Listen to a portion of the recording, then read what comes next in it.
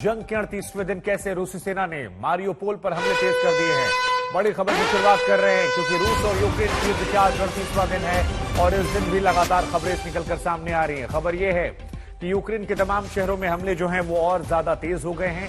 खासतौर पर अगर आप मारियोपोल की बात करेंगे तो वहां पर कब्जे को लेकर भीषण जंग लगातार जारी है। कीव से जहां रूसी फौज निकल रही है तो वहीं मारियोपोल में हमले ज्यादा तेज कर दिए गए हैं और इसका असर भी देखने को मिल रहा है। अलग अलग तस्वीरें अलग अलग जगह से निकल कर आ रही हैं जहां पर हमले जो हैं वो तेज हो गए हैं। हालांकि एक जानकारी इन सबके बीच में यह भी आई है कि रूस पर भी हमला हुआ। राजेश पवार हमारे संवाददाता इस वक्त हमारे साथ जुड़ रहे हैं। राजेश, हम आपको बता दें कि आर्मी के वेटरन भी हैं और लगातार पहले दिन से रिपोर्टिंग कर रहे हैं। लेकिन राजेश, 38वें दिन हम और आप बात कर रहे हैं और खबर यह आती है कि यूक्रेन ने भी रूस पर हमला कर दिया। इसको लेकर हालांकि एक स्थिति जो है वो बनी हुई है कि सच है या झूठ है, अलग अलग दावे किए जा रहे हैं। लेकिन 38वें दिन जरा अपडेट दीजिए कीव से, और जो ये बड़ी जानकारी आई कि यूक्रेन ने हमला कर दिया, इसका असर क्या देख रहे हैं भविष्य पर?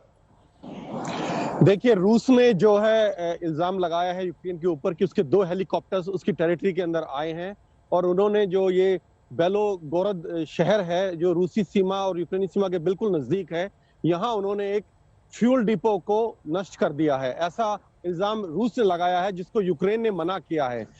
लेकिन देखिए, अगर ऐसा हुआ तो ये एस्केलेशन के साइंस हैं। ये इस चीज की तरफ इशारा कर रहा है कि वॉर आगे बढ़ेगी और ज्यादा घमासान होगी।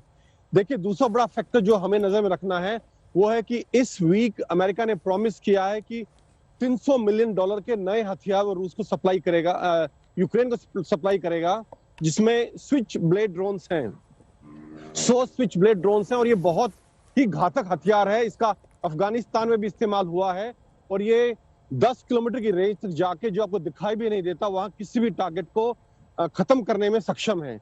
तो इन सब फैक्टर्स को देख के ऐसा लगता है कि शायद आने वाले दिनों में हमें और घमासान युद्ध देखने को मिलेगा, स्पेशली पूर्वी और दक्षिणी यूक्रेन में। शिवांकर, नहीं तो क्या राजेश, उसका मतलब ये माना जाए कि 38वें दिन जो जंग है ये भी आगे लगातार बढ़ती जाएगी और हम ये मानकर बैठे कि हाल फिलहाल में कम से कम आने वाले कुछ दिनों में, हफ्तों में ये जंग खत्म नहीं होने वाली है? देखिए, जंग खत्म होगी या नहीं होगी ये डिपेंड करेगा डिप्लोमेसी के ऊपर, बातचीत के ऊपर। अभी दोनों देशों ने इटली से भी रिक्वेस्ट किया है कि इटली किसी तरह की गारंटर बने इनकी पीस प्रोसेस में, पीस टॉक्स में। और जैसा कि आपने सुना, कल सर्गेई लेवरोव जो कि फॉरेन मिनिस्टर हैं रूस के, उन्होंने हिंदुस्तान से भी रिक्वेस्ट की है कि वो मीडिएट करें दोनों देशों के बीच में। तो युद्ध रुकेगा नहीं रुकेगा ये डिपेंड करेगा डिप्लोमेसी के ऊपर, बातचीत के ऊपर।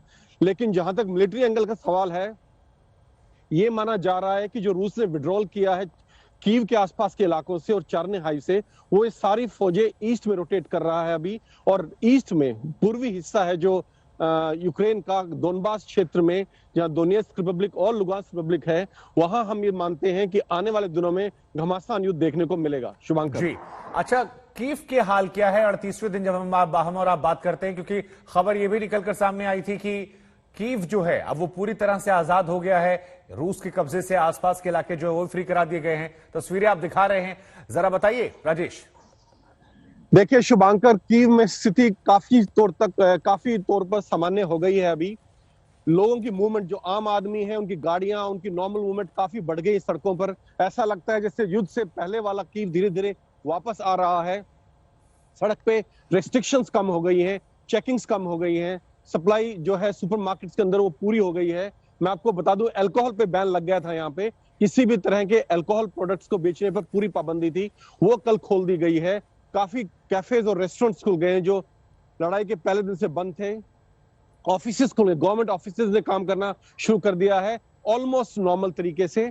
तो ये सब देख के लग रहा है कि कीव में और उसके आसपास के क्षेत्र में, जहां पिछले 2-3 दिन से कोई लड़ाई नहीं हुई है, कोई धमाके नहीं हुए हैं, यहाँ स्थिति धीरे धीरे सामान्य होती जा रही है।